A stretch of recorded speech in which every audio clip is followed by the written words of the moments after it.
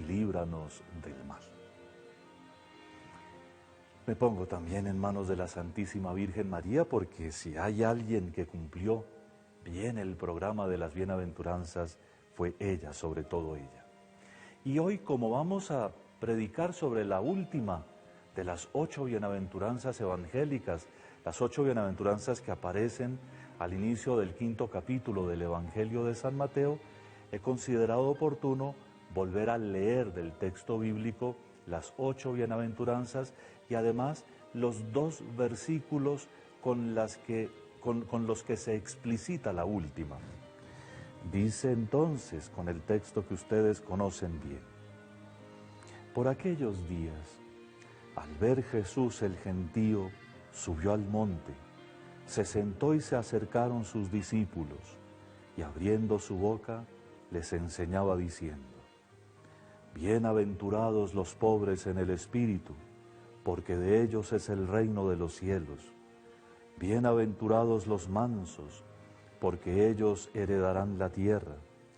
Bienaventurados los que lloran, porque ellos serán consolados.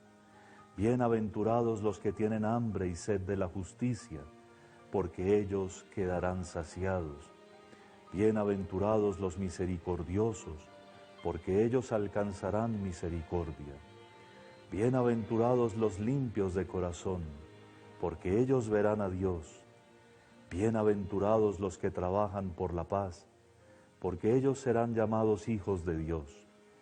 Bienaventurados los perseguidos por causa de la justicia, porque de ellos es el reino de los cielos.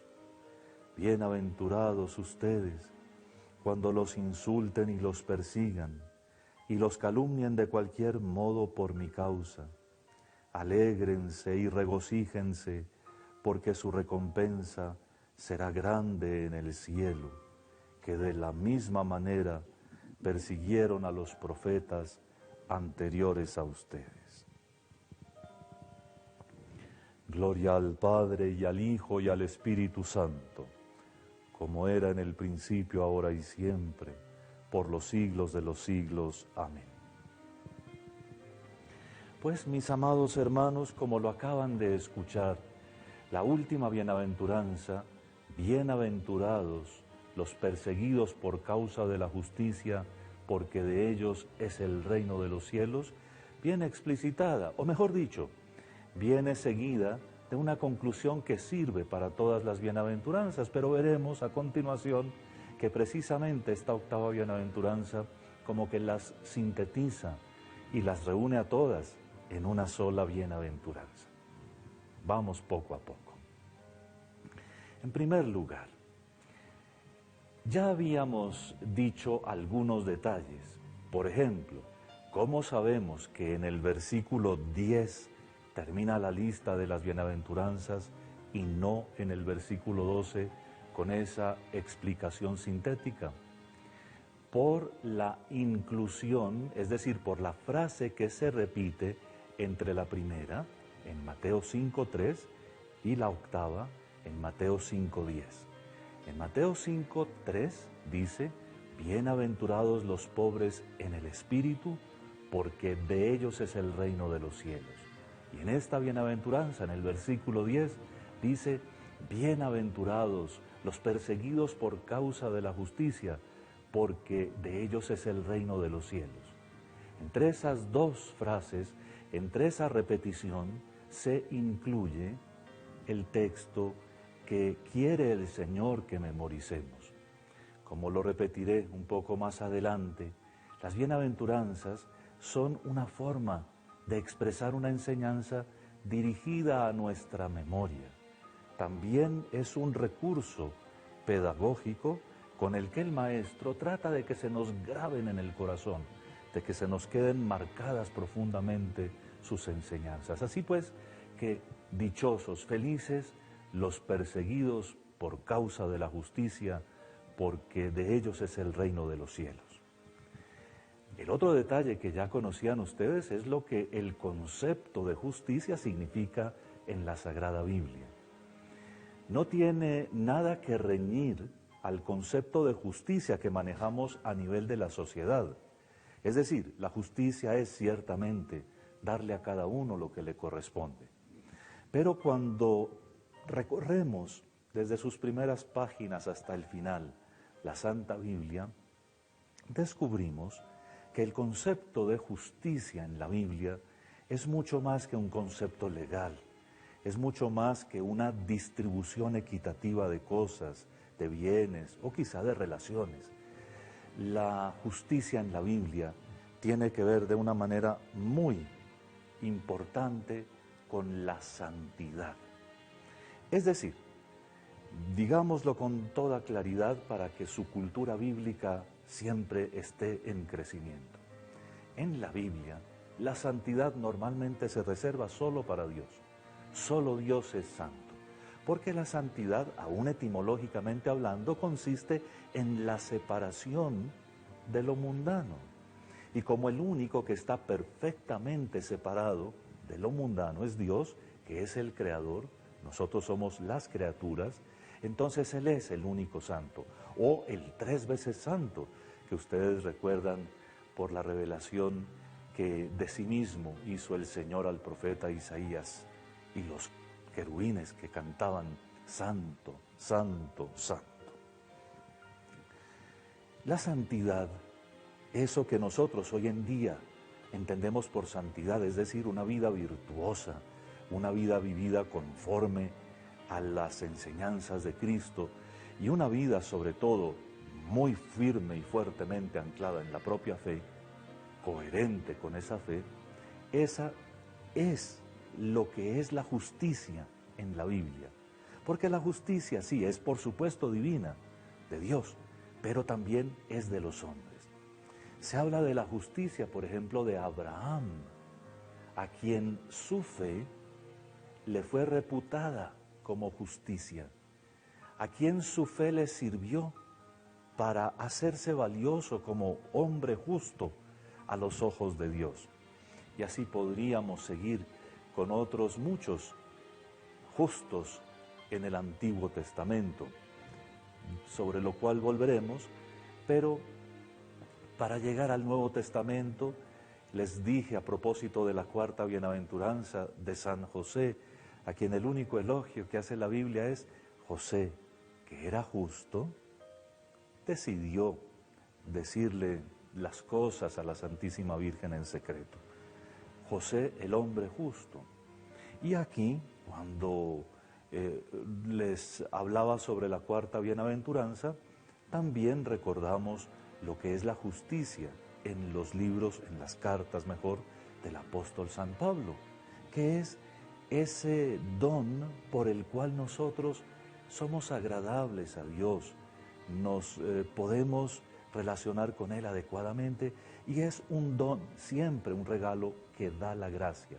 Nosotros no nos hacemos justos solos, no nos hacemos justos a punta de trabajos y de esfuerzos, nos hacemos justos porque acogemos la justicia divina en nuestros corazones por la fe. En este punto, nada de peleas con los que dicen que a uno lo justifica la fe porque es verdad y porque lo dice la palabra de Dios.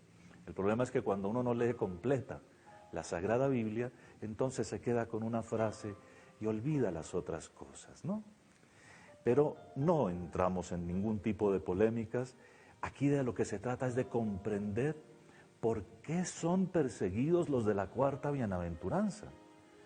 Resulta que cuando uno tiene hambre y sed de justicia, cuando uno por todos los medios persigue la voluntad de Dios y quiere hacer la vida de la propia vida, es decir, cuando uno logra ciertos niveles de justicia, siempre regalados por Dios, porque hasta para querer necesitamos la gracia divina, pues entonces comenzamos a hacernos fastidiosos para los demás. Ahora, tengan en cuenta que no toda clase de conflicto con otros por motivos de fe es que a uno lo estén persiguiendo por causa de la justicia, por causa de la santidad. Veamos una parte, una piecita del Antiguo Testamento que se ha vuelto clásica cuando queremos hablar de qué es esa molestia que causan los justos en medio del grupo humano en el que viven. En el libro de la Sabiduría, capítulo 2, versículos 10 a 20, dice lo siguiente: oprimamos, dicen los impíos, los malvados, oprimamos al pobre inocente, no tengamos compasión de la viuda ni respetemos las canas venerables del anciano. Sea nuestra fuerza la norma de la justicia, pues lo débil es evidente que de nada sirve contra la tercera bienaventuranza. Acechemos al justo, aquí viene, acechemos al justo que nos resulta fastidioso, se opone a nuestro modo de actuar, nos reprocha las faltas contra la ley y nos reprende contra la educación recibida. Presume de conocer a Dios y se llama a sí mismo Hijo de Dios. Es un reproche contra nuestros criterios, su sola presencia nos resulta insoportable. Lleva una vida distinta de todos los demás y va por caminos diferentes. Nos considera moneda falsa y nos esquiva como a impuros. Proclama dichoso el destino de los justos y presume de tener por Padre a Dios. Veamos si es verdad lo que dice, comprobando cómo es su muerte. Si el justo es hijo de Dios, Él lo auxiliará y lo librará de las manos de sus enemigos. Lo someteremos a ultrajes y torturas para conocer su temple y comprobar su resistencia. Lo condenaremos a muerte ignominiosa, pues según dice, Dios lo salvará. Terribles esas frases que, entre otras cosas escritas antes de Cristo, pocos años, pero siempre antes de Cristo, se aplicaron luego perfectamente a Él. ¿Qué es lo que tiene la persona justa y piadosa, la persona que se conforma con la voluntad de Dios y que hace las cosas sin claudicar, sin renunciar a los valores y a los principios morales a los que del Evangelio nos vienen enseñados? Tiene que va en contravía. La misma palabra de Dios lo ha reconocido, pero la experiencia humana es suficiente. Va en contravía de todos los demás. Se hace fastidioso. Su sola experiencia, su sola vida parece extraña en medio de los que no lo conocen. Y ellos, los que lo rodean, se sienten animados, se sienten tentados a ponerle pruebas, zancadillas, a quitarle la paciencia, a hacerle ofensas y ultrajes, y como dice aquí incluso, a ponerle amenazas de muerte, porque también han oído que el justo dice que Dios nuestro Señor lo va a salvar. Cuando oímos todo esto, no podemos menos que reconocer que en el mundo todavía hay muchas persecuciones, muchas de este tipo. Y tenemos que entender, primero que todo, de qué se trata esto. Porque seguramente todos hemos experimentado alguna vez algún tipo de persecución por nuestra fe. Porque somos coherentes, porque queremos no claudicar, porque queremos no ofender a Dios nuestro Señor, en fin. Habría dos maneras de encauzar lo que contiene y lo que llama dichoso esta bienaventuranza.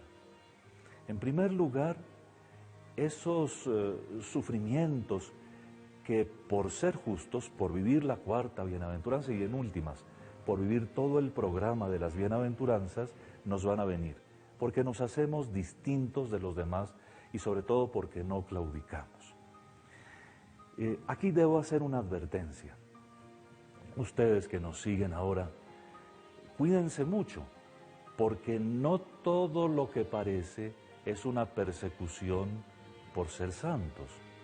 A veces nos persiguen por ser imprudentes, o por ser un poco fanáticos, por ser poco comprensivos con los demás, y no digo que tengan toda la razón, pero esa no es virtud. La virtud no consiste de ninguna manera en molestar a los demás con nuestra religiosidad, con nuestros actos religiosos, con nuestros rezos, con nuestras celebraciones, eso no. Molestar a otros nunca es virtuoso, nunca, para nada. Y si nos vemos involucrados en situaciones, inclusive dentro de nuestra propia familia, en las que nos damos cuenta que estamos causando molestias, asegurémonos de que nuestras expresiones de fe están todas marcadas por algo que hablamos a propósito de la sexta bienaventuranza, por la rectitud de intención, que es lo que hace puros los corazones. A veces uno quiere tener como una devoción muy elevada y que todo el mundo en la casa sienta lo mismo que uno siente. A veces uno quisiera que se levantaran antes de tiempo para rezar más, o que se hicieran en la casa las devociones que uno tiene, y se enoja uno un poco porque no lo siguen. Eso no es virtuoso. Lo que es verdaderamente virtuoso es saber llevar adelante una vida en la que, como hablábamos con ocasión de la bienaventuranza de la pureza, lleva todo lo extraordinario por dentro, pero no exhibe hacia el exterior nada extraordinario. Fíjense cómo un tema que les gustó a muchos de ustedes en alguna de nuestras reuniones pasadas, esos grupos hoy en día que andan predicando gritos estentóreos en ciertos momentos de sus celebraciones, o ciertos pases extraños con imposiciones de manos y cosas por el estilo, y otra clase de cosas en las que finalmente todo el mundo tiene que verlos es a ellos y no al Señor Jesucristo. Todas esas expresiones de fe que son poco discretas no pueden reclamar para sí, primero, la condición discretísima, venerable, respetadísima de la Santísima Virgen María, primera discípula, pero tampoco el respeto de todo el mundo. Cuando uno hace cosas raras, lo tratan como el que hace cosas raras, ¿verdad? Un santo debería ser, como lo veremos en el discurso en parábolas de nuestro Señor Jesucristo en el mismo Evangelio de San Mateo, como fermento en la masa. No un extraño que lastima la masa, sino uno que desde dentro hace crecer la masa. Y por eso a los misioneros, en los documentos de la Iglesia siempre se les recomienda que su primera manera de predicar sea con el testimonio de vida, con la serenidad y la alegría de quienes entienden que la historia tiene sentido, descubriendo lo bueno en todos antes de criticar lo malo que tienen, y además haciendo presente primero que todo la caridad de Cristo. No primero el regaño, que no es de Cristo, primero la caridad del Señor. Y solo así arrastrar, sabiendo que orando por ellos, por los que nos rodean, un día llegará el momento en que Dios abra sus corazones y, por supuesto, se pueda ya compartir el grato anuncio, el magnífico anuncio de la palabra que es Cristo.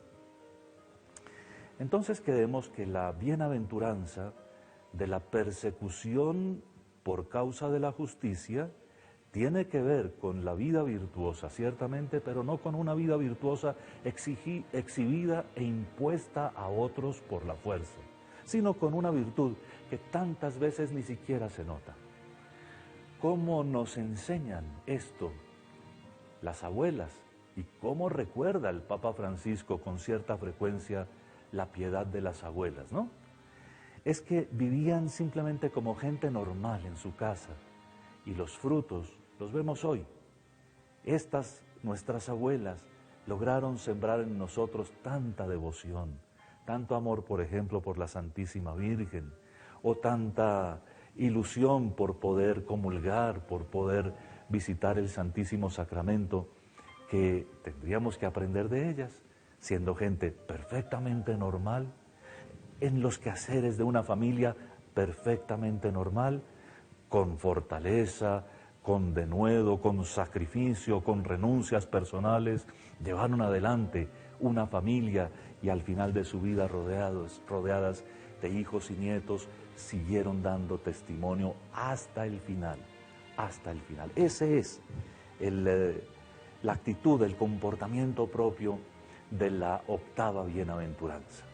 Pero hay una segunda dimensión, que es extraordinaria, y es que esta es la bienaventuranza de los mártires.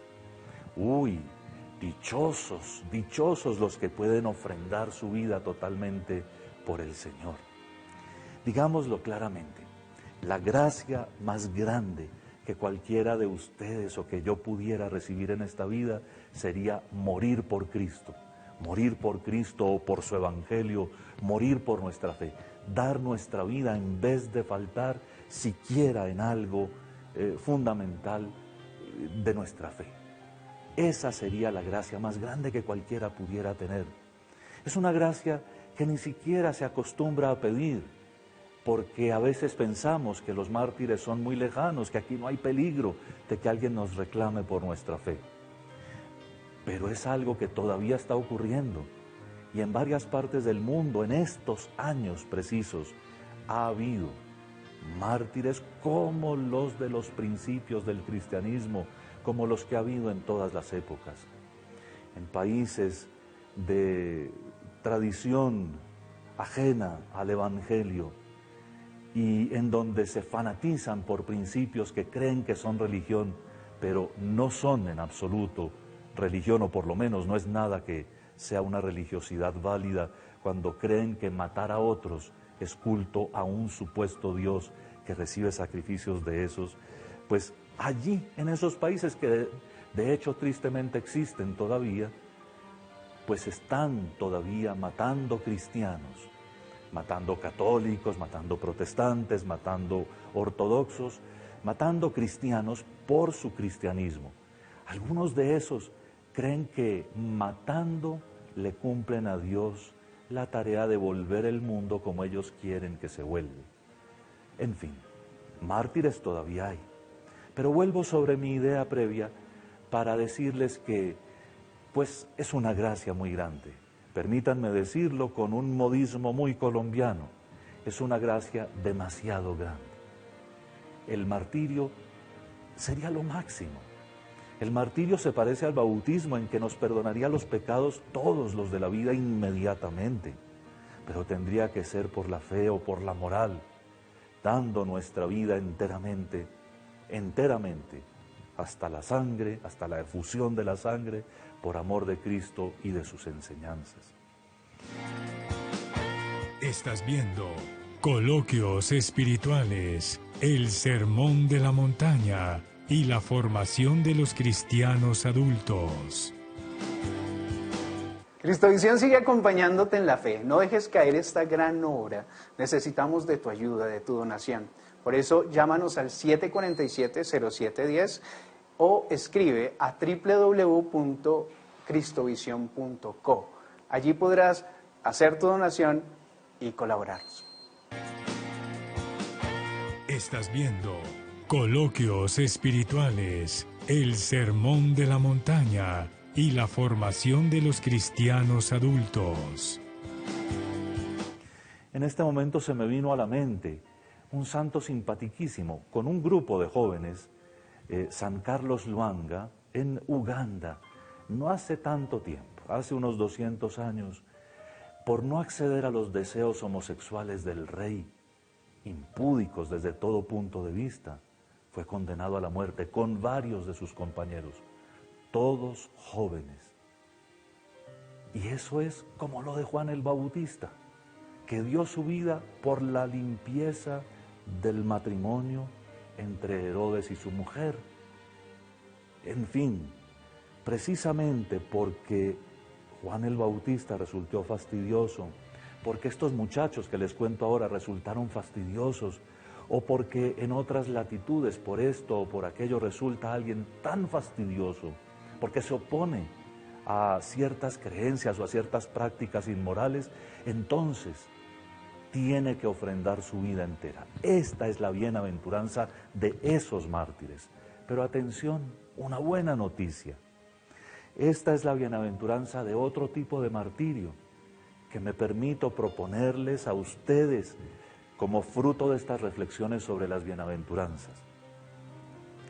Desde hace mucho tiempo reflexiono sobre un tema que creo que he escuchado y compartido con otros, pero que seguramente ha seguido estos cauces que les voy a mostrar en esta humilde reflexión, y consiste en lo que voy a llamar de aquí en adelante el espíritu de martirio.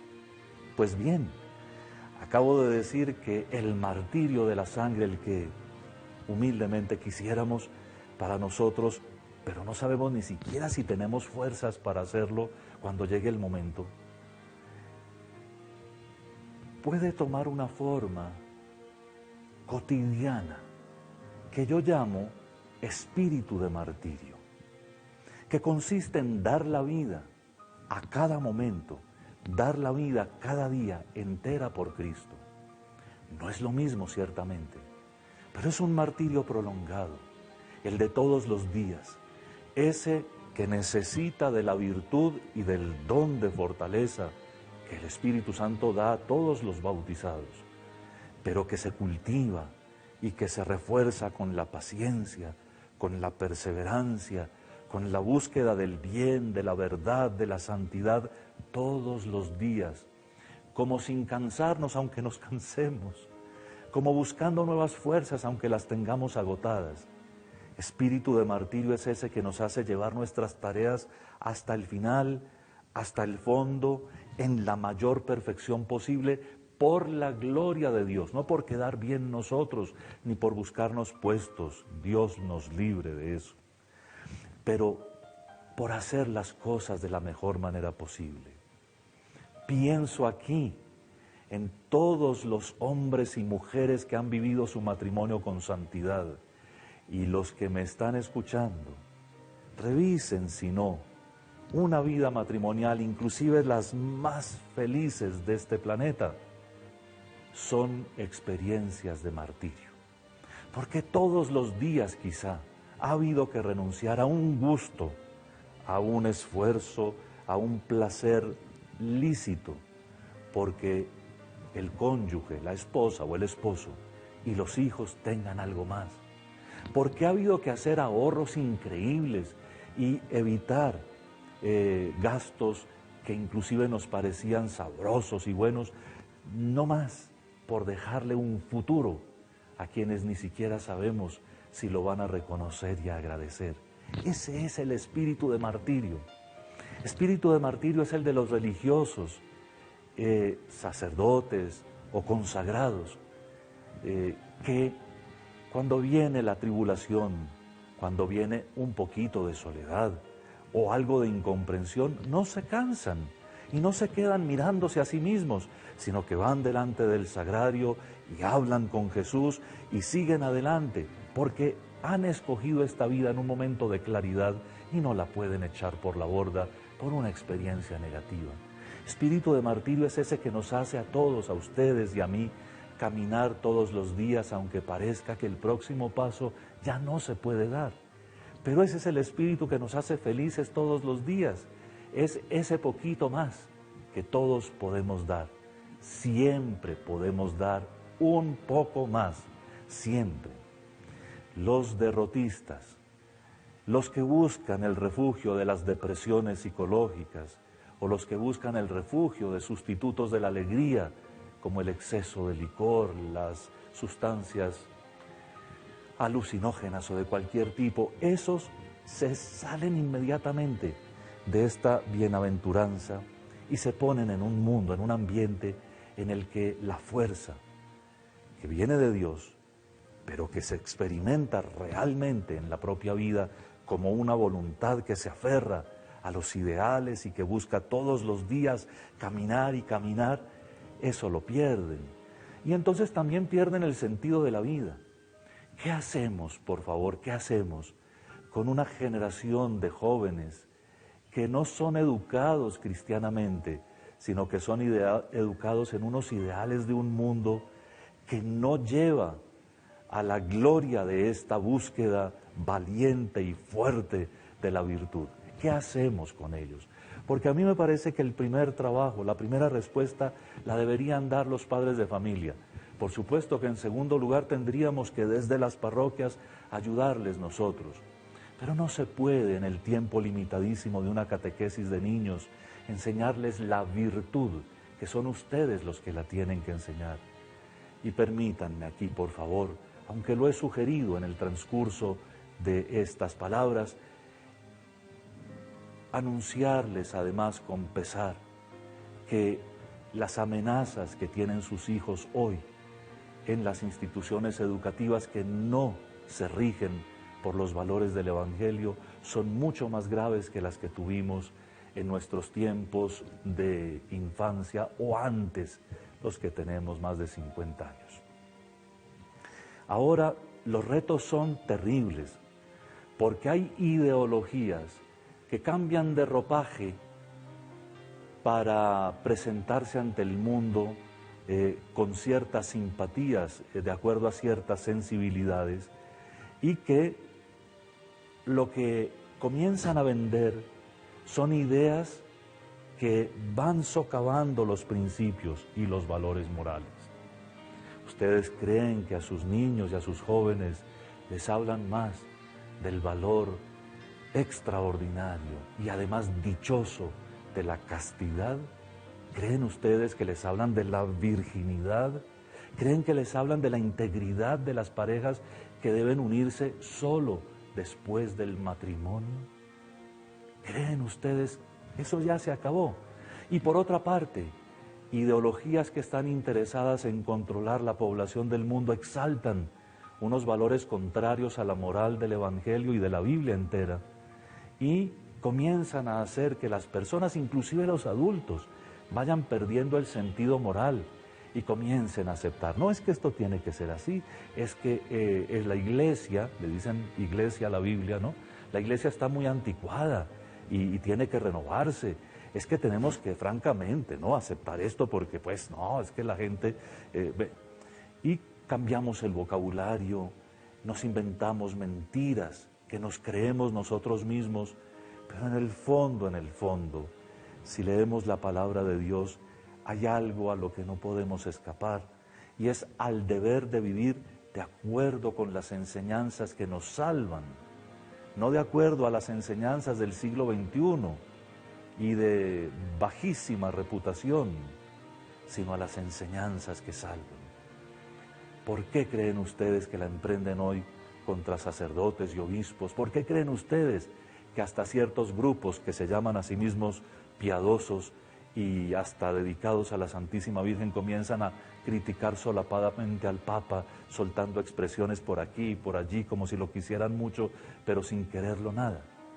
Porque todos están buscando sus propios intereses y no los de Cristo Jesús. En fin, el espíritu de martirio, si ustedes entendieron esta bienaventuranza, es la forma de vivir de aquí en adelante, que no consiste en molestar a nadie, consiste inclusive en no parecer extraños en el ambiente en el que estamos, ni vestir extraño, ni hablar raro, ni hacer cosas raras de ningún tipo, porque eso no son los verdaderos discípulos de Cristo. Cristo se relacionó con pescadores y pecadores, vamos, con gente supremamente normal, de tal manera que hoy nosotros no podemos angelizarnos nosotros mismos y presentarnos como ideales que no somos, aburriendo a todos los que nos rodean, ¿verdad? Si entendimos entonces, el espíritu de martirio nos llama sobre todas las bienaventuranzas, para que desde la pobreza evangélica primera, nosotros nos abandonemos en las manos de Dios y dejemos que Él haga la obra. Lo reconozcamos a Él como el primero, el único, el más grande, y vaciemos nuestro corazón hasta la pobreza de todo lo que no es Él. Pero también la justicia de esta última bienaventuranza radical, como espero que haya quedado claro, exige que esas lágrimas que derramemos sean lágrimas de verdad, por nuestros propios pecados, que son más de todos los que criticamos. Y que en mansedumbre, tercera, estemos nosotros serenos y calmados sabiendo que Dios es el que dirige los destinos del mundo. Precisamente porque, cuarta, tenemos ganas sinceras de ser santos. De verdad tenemos hambre y sed de la justicia y queremos ser misericordiosos. Quinta bienaventuranza, como Jesús es misericordioso. Y por eso, no porque nos vean raros, sino porque transparentamos la alegría de Jesús, su capacidad para darnos cuenta de la necesidad ajena. A veces nos ven como canzones y exagerados algunos, pero nosotros no lo hacemos en ningún momento por molestar, ni por arrastrarlos, ni por hacer que nos vean a nosotros. Y la sexta bienaventuranza, esa orienta nuestras vidas del todo porque habla de la pureza de los corazones, es decir, nuestras intenciones, nuestros pensamientos, nuestros deseos, nuestras inclinaciones son todas llevadas al ideal del Evangelio.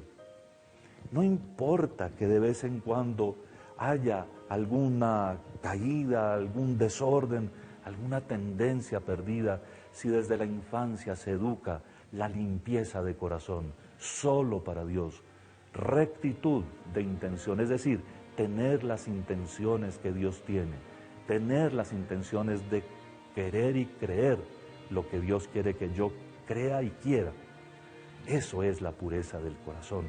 Y por supuesto, la séptima, trabajando por la paz, pero al estilo del Evangelio, no negociando principios. Cuando pongamos paz, precisamente porque nosotros no hacemos ecos del mal, no compartimos ni mentiras ni verdades que lesionen a nadie, eso nos va a hacer perseguidos por causa de la justicia. En fin, lo que esta bienaventuranza nos invita es a cumplir con el programa de todas las bienaventuranzas, y por eso les quise leer los dos versículos que siguen, porque los justos y profetas de todos los tiempos vivieron eso, y no es una novedad absoluta del Evangelio. Siempre el que ha querido vivir de acuerdo con la voluntad de Dios, el que quiere cumplir el programa de todas las bienaventuranzas, ese resulta un poco fastidioso por aquí, molesto por allá. Imagínense cómo me tratarían ciertos grupos si me confrontara con ellos con lo que les acabo de decir sobre las ideologías de moda. Entonces, esta es la bienaventuranza que las sintetiza todas. Y con esto paso a nuestra conclusión sobre las bienaventuranzas, que será muy sencilla. Las bienaventuranzas son, como les dije desde la primera introducción, horizontes de vida que se abren para nosotros, y en cada una de ellas está de verdad retratado nuestro Señor Jesucristo. Una de las maneras como cualquiera de ustedes puede profundizar en las bienaventuranzas es tratando de ver en dónde Jesús es pobre, o está en lágrimas, o es manso, o hambriento y sediento de cumplir la voluntad de Dios, de santidad, en fin, y etcétera. Las bienaventuranzas son lo que debería distinguir la vida nueva que nosotros recibimos con nuestro bautismo. Nosotros, precisamente porque somos creyentes y porque hacemos una profesión de fe consciente y madura, entramos en una relación con Dios que debe transparentarse en una vida conforme al Evangelio. Las bienaventuranzas expresan la vida nueva, de tal manera que cuando les hablen de vida nueva y les digan que es mucho brincar y mucho bailar dentro de un templo, dúdenlo, por favor. La liturgia católica se parece mucho a la manera de ser de la Santísima Virgen María, y por lo tanto es evidentemente ajena al estruendo. Muchas veces el mucho frenesí dentro de una celebración sagrada termina siendo celebración de uno mismo y no celebración de la gloria divina. En cambio, la mucha contemplación del misterio y, por supuesto, el canto y la música, alegres y sin estruendo, son expresión valiosísima de todo esto.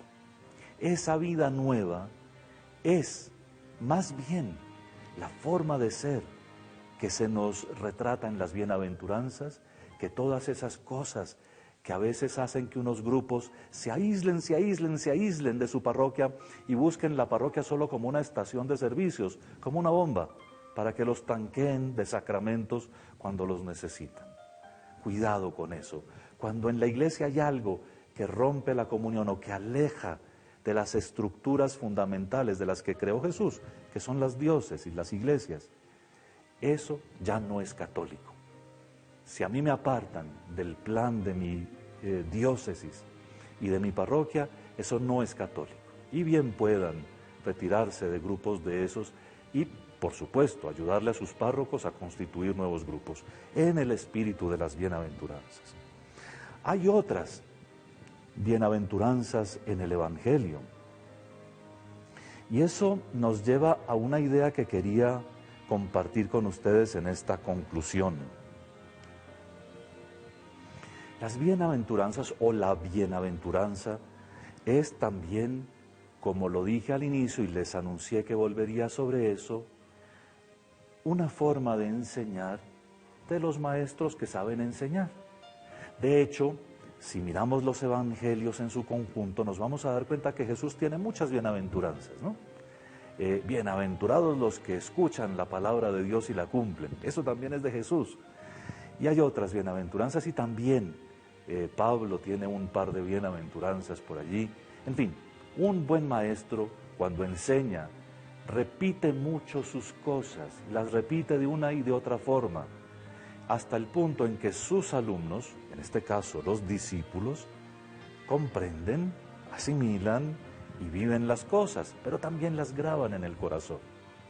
Con estas bienaventuranzas de Mateo, nos damos cuenta que el apóstol recibió y grabó en su corazón, pero también los otros. Saben ustedes que en la base de los 3 primeros evangelios hay mutuas relaciones, ¿verdad? Mateo, Marcos y Lucas, y interesantísimo. Son unas fuentes maravillosas de vida y de verdad cristiana, precisamente porque entre ellos mismos seguramente se ajustaron y se corrigieron. Pero en Lucas 6, 20 a 26, hay otras bienaventuranzas que son un poco más drásticas y ustedes se van a fijar que hablan de ustedes. Vamos a ver si alcanzamos a leerlas rápidamente. Son estas. Ese es el sermón que ya no es de la montaña, sino de la llanura en San Lucas. Y dice así: Jesús, levantando los ojos hacia sus discípulos, les decía: bienaventurados los pobres, porque de ustedes es el reino de los cielos. Bienaventurados los que ahora tienen hambre, porque quedarán saciados. Bienaventurados los que ahora lloran, porque van a reír. Bienaventurados ustedes, cuando los hombres los odien y los excluyan y los insulten y proscriban su nombre como infame por causa del Hijo del Hombre. Alégrense ese día y salten de gozo, porque su recompensa será grande en el cielo. Eso es lo que hacían sus padres con los profetas. Pero ay de ustedes los ricos, porque ya recibieron su consuelo. Ay de ustedes los que están saciados, porque van a tener hambre. Ay de ustedes los que ahora ríen, porque harán duelo y llorarán. Ay si todo el mundo habla bien de ustedes, porque eso es lo que sus padres hicieron con los falsos profetas. Les dije que se dirigía a ustedes, es decir, a nosotros. La diferencia, que no voy a entrar durante mucho rato a compartir con ustedes, pero que quiero enunciar, por lo menos en el día de hoy, es que las bienaventuranzas de San Mateo son dichas en tercera persona. Bienaventurados los pobres en el espíritu, ellos, porque de ellos es el reino de los cielos.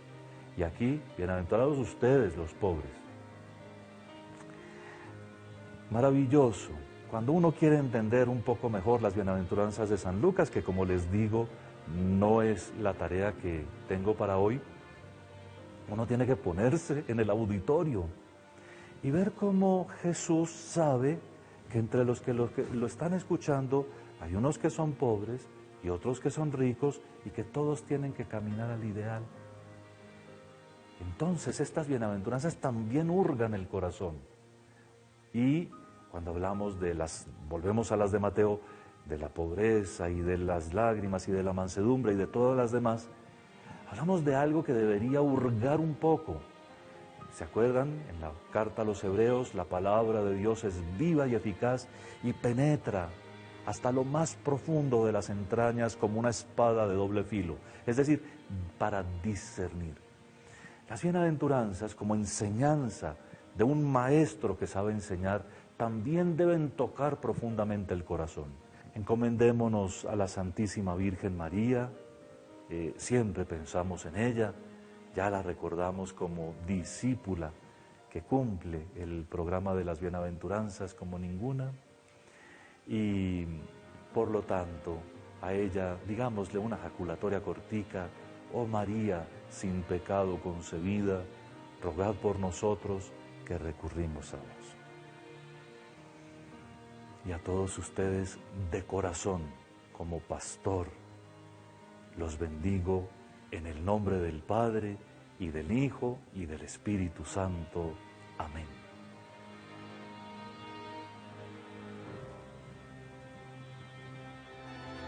Coloquios espirituales, el Sermón de la Montaña y la formación de los cristianos adultos.